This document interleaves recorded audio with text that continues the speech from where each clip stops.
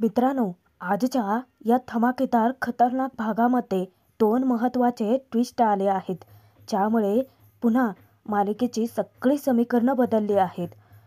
धर्माधिकाऱ्यांच्या जीवावरती उठणाऱ्या अमृताने जेव्हा पुरावे नष्ट करण्याचा प्रयत्न केला, तेव्हा एक पुरावा मागे राहत ती कावेरीच्या तावडीत अचूक अडकले. सगळ्यांच्या समोर आता कावेरीने तिला जाब विचारलाय. दुसरा ट्विस्ट हा आहे की यशला कावेरीच्या मिठीत पाहता क्षणी यमुनाला जबरदस्त धक्का बसला आहे. बघूयात मग की हे दोन धमाकेदार ट्विस्ट नक्की घडतायत तरी कसे.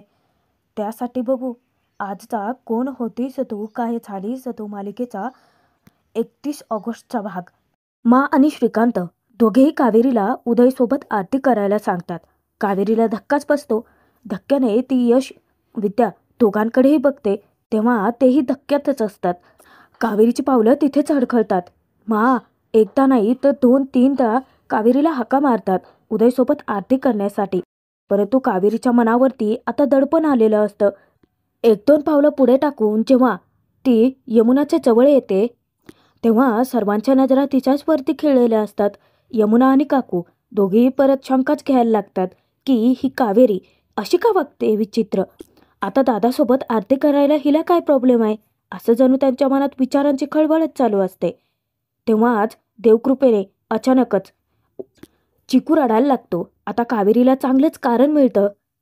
चिकू संदीपपाशी असतो, परंतु कावेरी आता कारण पुढे करते. मा चिकू रडतोय आणि ती पटकन संदीपकडून आपल्या जवळ घेते, आपल्या कुशीत घेते, त्याच्या डोक्यावरून हात फिरवते, थोडंफार त्याच्याशी बोलते. मग चिकू थोडा वेळाने शांतही होतो. आता कावेरीला चांगलंच आयतं कारण मिळालेलं असतं उदयसोबत आरती करण्यासाठी नकार देण्यासाठी. तेव्हा मा समजून घेतात आणि उदयला सांगतात की तू एकटाच कर आरती.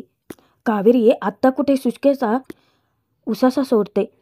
चिकू सतत मोदकाकडेच पोट करत असतो आणि तो रडायलाही लागतो. तेव्हा मा स्वतः एक मोदक उचलतात आणि चिकूला विचारतात की मोदक खायचंय तुला. तेव्हा कावेरी सांगते की हो, परंतु मा देवाला नैवेद्य दाखवायचं आहे अजून. मा समजावतात की कावेरी, लहान मुलं ही देवाघरची फुलंच असतात की नाही, खाऊ देत त्याला नैवेद्य. तेव्हा अमृता मात्र खुश होऊन त्यांच्याकडे पाहत असते. अमृताला वाटत असतं की चला आपलं कारस्थान आता सफल संपूर्ण होणार, म्हणूनच मनातल्या मनात आनंदाने उड्या मारते. मा परत एकदा उदयजवळ येतात. सर्वजण आरती करतच असतात. कावेरी चिकूला घेऊन रूममध्ये निघून जाते. ती जेव्हा चिकूला बेडवरती बसवते, तेव्हाच ती त्याला विचारते तुला मोदक खायचंय. आता एक घास चिकूला भरवणार इतक्यातच कावेरीला त्या मोदकाचा कसला तरी विचित्र वास येतो आणि कावेरी वेळीच सावध होते. त्या मोदकाचा असा का वास येतोय याची शंका येता क्षणी कावेरी एक काम करते. चिकूला पहिल्यांदा भरवण्यापूर्वी एक घास स्वतःच खाऊन बघते आणि मग काय, पुढे धक्कादायकच घडतं. अचानकच कावेरीला चक्कर यायला लागते आणि ती धाडकन खाली कोसळते. चिकू तिच्याकडेच पाहत असतो. कावेरी थोडा वेळ कसंबसं तरी स्वतःला सावरते, परंतु सतत त्या खाल्लेल्या एका घासाने तिला एवढा त्रास उद्भवलेला असतो की बाकीचे सर्वजण मोदक खातील आणि त्यांची अवस्था काय होईल याचा विचार मनात येता क्षणी कावेरी सावध होते आणि बाहेर जाऊन सगळ्यांना मोदक खाण्यापासून थांबवायचं ठरवते. आता बाहेर आरती पार पडलेली असते. आता बाप्पाला नैवेद्य दाखवायचा असतो मोदकांचा.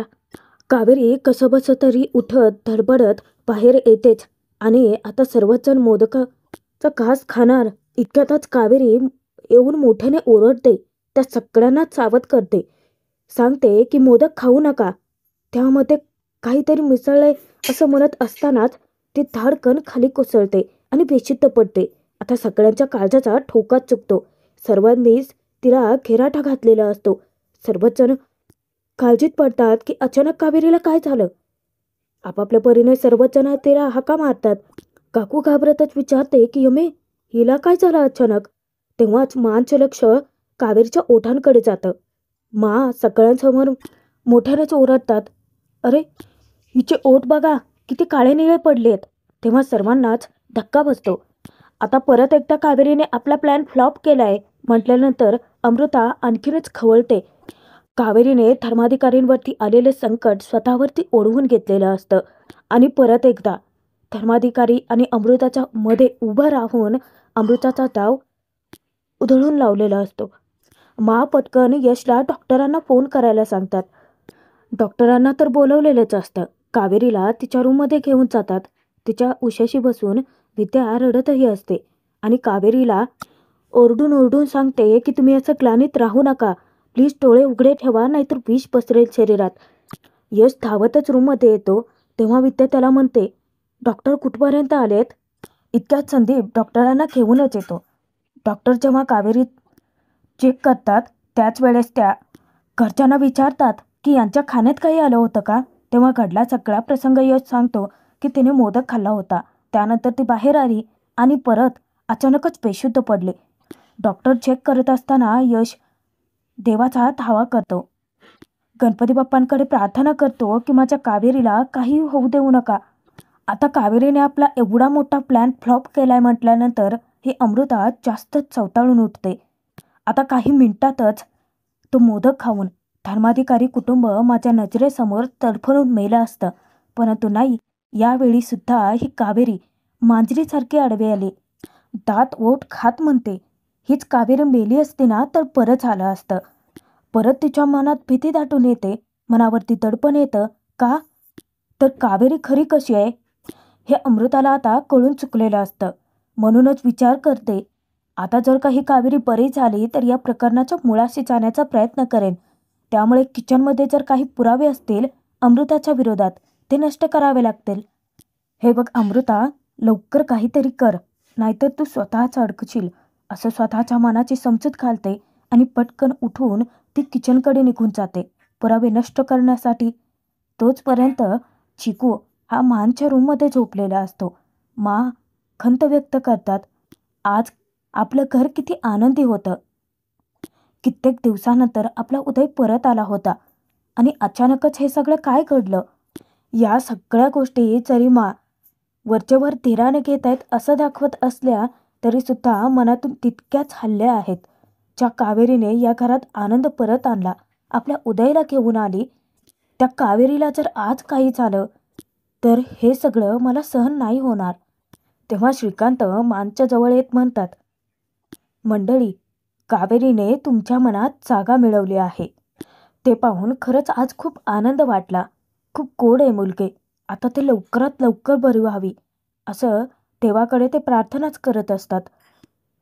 मानना स्वतःच्या चुकीची जाणीवही असते आणि कावेरीबद्दल तेवढंच कौतुक, अभिमानही वाटतो. सुरुवातीला तिला समजून घेण्यात चूक केली मी, परंतु सगळ्या गोष्टी धीराने घेऊन तिने माझं मन जिंकलंच. मानना सुद्धा आता कळून चुकतं. कावेरीचा स्वभाव प्रत्येक वेळी घरच्यांचा विचार करतेही. आजही स्वतःच्या जीवाची पर्वा न करता तिने आपल्या सगळ्यांना वाचवलं.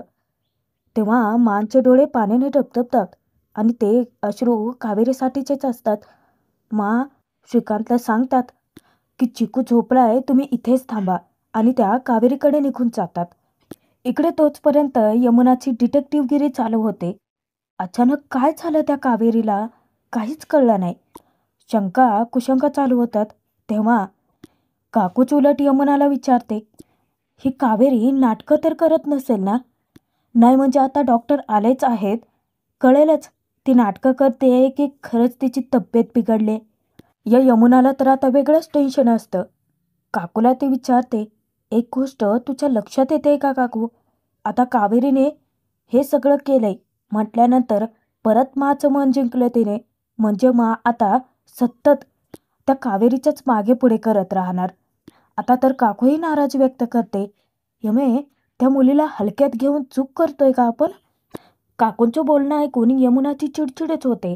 नाही अगं, जे करायचं ते केलेच की आपण, परंतु आता त्या कावेरीचंच नशीब इतकं जोरदार आहे, त्याला आपण तरी काय करायचं? त्या अमृतापेक्षाही जास्त ही यमुनाच चवताळी आहे कावेरीवरती. एकापेक्षा एक सॉलिड गोष्टी करते ती कावेरी. आधी तर काय, निशाला त्या मुलासोबत लग्न करण्यापासून वाचवलं, नंतर उदयदादालाच घरी घेऊन आली, आणि आता तर काय, सगळ्यांचा जीवच वाचवलाय मॅडमने. म्हणजे मला तर जास्तच इम्प्रेस केलंय. काकूही काही कमी नाही आहे. कावेरीवरती ती अजूनही तितकंच ताटओट खातेच आहे. यमुनाला ती म्हणते की त्या कावेरीचं प्रस्त आपल्या घरातलं वाढतच चाललंय बरं का. आता तर काय कहरच चालाय. वहिनीने आता तिचे पाय नाही धुतले ना म्हणजे मिळवलं. यमुनासुद्धा म्हणते की हो, माने आता फक्त तेवढंच बाकी ठेवलंय. आता त्या कावेरीचे पाय धुवून चरणामृत म्हणून आपल्याला नाही पाजलं ना म्हणजे मिळवलं. काकूच्या मनात भीती उफाळूनच येते. तेव्हा ती विचार करते की यमे, नाही नाही नाही नाही नाही, वहिनी ना हे करूच शकतात. आणि प्रत्यक्ष डोळ्यांनी दिवसाढवळ्या ती स्वप्नच बघते की स्वतः यमुना आणि काकू कावेरीचे पाय धुत आहेत आणि तिचं पाय धुतलेलं पाणी चरणामृत हे दोघी एकमेकांना प्यायला सांगतात. काकू म्हणते की यमे, हे तू घे, नाही म्हणजे या घरात तू जास्त पाप केलेस ना. तेव्हा यमुनाही सांगते, काकू माझ्यापेक्षा तर तू मोठी आहेस, त्यामुळे हे तूच घे. आणि तसंही माझ्यापेक्षा तर जास्त पाप तूच केले आहेत. आणि जबरदस्ती यमुना ते पाणी तिला पाजणार. काकू आता कुठे भानावरच येते. मोठ्याने आरडाओरडा करायला लागते की नाही नाही नाही नाही नाही, यमे हे पाणी मला अजिबात नको, मला प्यायचंच नाही आहे. यमुना आता तिला भानावर आणते. काकू काय चाललंय, काय नाही प्यायचं आहे तुला, अशी का बरळतेस. आता कावेरीच्या नावाने खड्या फोडत या दोघे आपापसातच वाद घालायला लागतात. यमुना चिडून म्हणते, ना बघ तू, उद्यापासून या कावेरीला डोक्यावरच घेऊन नाचेल. तेव्हा काकू दात ओठ खाते तिच्यावरती. यमे, अगं काहीतरीच बडबड नकोस का, वास्तू तथास्तू बोलत असते, अगं चांगलं बोल ना काहीतरी. यमुना खूप सारा विचार केल्यानंतर आत्ता कुठे तिच्या डोक्यात प्रकाश पडतं. काकूला ती सांगते, आपल्याला कावेरीचा ना वीक पॉईंट शोधून काढावा लागेल. तेव्हा काकू परत आरडाओरडा करते. यमुनाच्या चक्क हातापायाच पडायला लागते. यमे, अगं हे फक्त तूच करू शकतेस, कर बाई काहीतरी. तेव्हा यमुना मोठ्या फुशारक्या मारत सांगते की काकू मला माहिती आहे, हे सगळं फक्त मीच करू शकते. आता ती अमृता काय कमी होती, हे अजून कावेरीच्या मागे हात धुवून लागले. तोचपर्यंत इकडे कावेरीला डॉक्टरांनी चेक केलेलं असतं. सर्वच जण काळजीत असतात, टेन्शनमध्ये असतात. यश डॉक्टरांना विचारतो की काळजी करण्यासारखं काही नाही आहे ना. तेव्हा डॉक्टर सांगतात की नाही, आता यांचं विष हळूहळू उतरेलच. कसं आहे, संदीपने पूर्वीच मला कल्पना दिली होती, म्हणूनच या विषावरती उपाय म्हणून मी तसे मेडिसिन्स घेऊन आले होते. तेव्हा संदीपला एक गोष्ट सतावते की घरात इतकं जहाल विष आलं तरी कुठून. तेव्हा डॉक्टर सांगतात, अशा केसेसमध्ये खरं तर आम्ही पोलिसांना बोलवतो, परंतु काळजी करू नका, आम्ही तुम्हाला चांगलंच ओळखतो. आणि सणासुदीच्या दिवशी असं घरात पोलीस येणं ते काही बरोबर दिसत नाही. परंतु इतकं जहाल विष या घरात आलं तरी कुठून हे मात्र तुम्हाला शोधावंच लागेल. तेव्हा यश संदीप होकार देतात. त्यानंतर डॉक्टर एक गोष्ट निक्षून सांगतात की तुम्हाला एक काम करायचं आहे. आज काहीही झालं तरी रात्री यांना कसलंही झोपू द्यायचं नाही आहे. जर का तुम्ही यांना झोपू दिलं तर मग मात्र यांच्या शरीराला धोका ठरू शकतो. एवढ्या मात्र गोष्टीकडे लक्ष द्या. बाकीचे काय मेडिसिन्स, इंजेक्शन वगैरे सगळे दिलंय मी. इतक्यातच कावेरीच्या खोलीमध्ये येतात. डॉक्टरांना सांगतात की तुम्ही काळजी करू नका डॉक्टर, मी कावेरीला काहीच नाही होऊ देणार. अख्खं कुटुंब कावेरीच्या पाठीशी खंबीरपणे उभं राहिलं असतानाच अमृता किचनमध्ये जाऊन सगळे पुरावे नष्ट करण्याच्या तयारीत असते. आता तो खलबत्ता ज्यामध्ये तिने ते सारण बनवताना ती फुलं कुठली होती, तो खलबत्ता तर ती आधी धुवून काढते आणि त्याच्यानंतर तिच्या लक्षात येतं की तो फुलांचा कागद तिने आसपासच फेकून दिला होता. अचानक विद्या तिच्या जवळ आली म्हणून तो कागद ती पटकन हातात घेते, परंतु आता ती फुलं टाकायची तरी कुठं, हा खूप मोठा प्रश्न पडतो तिला. आणि जर का त्याबद्दल कोणाला खुनखुनी जरी लागली तर मात्र अमृताची काही खैर नाही. तिच्या मनावरती तडपण येतं. तोचपर्यंत कावेरीच्या उशाशी बसून असतात. हळूहळू कावेरी ग्लानीतून बाहेर येते. ती इकडे तिकडे पाहते तेव्हा घरातले सर्वच जण तिच्या भोवतीच असतात. तिच्या लक्षात येतं की चिकू जवळ नाही आहे. ती विचारते तेव्हा सांगतात की तू काळजी करू नको बाळा, चिकू आमच्या खोलीत आहे आणि हे आहेत ना त्याच्यासोबत. तिच्या डोक्यावरून हात फिरवत विचारतात, आता बरं वाटतंय ना तुला. पुढे मा कावेरीला म्हणतात, उदय कित्येक दिवसानंतर आपल्या घरी परत आला. आपण सर्वजण एकत्र होतो. किती आनंदाने सण साजरा करत होतो. तेव्हा कावेरीला स्वतःची काडीचीही फिकीर नसते. उलट मांना ती विचारते की तुम्ही सगळे ठीक आहात ना? मोदक खाल्ला नाही ना कोणी? मा त्यांना इतकं नवल वाटतं की धर्माधिकारी कुटुंबासाठी कावेरीने स्वतःचा जीव धोक्यात घातला आणि तरीसुद्धा स्वतःची पर्वा न करता अजूनही ती घरच्यांचाच विचार करते. मा तिला समजावतात की कावेरी, नको काळजी करूस बाळा, सगळेजण ठीक आहेत.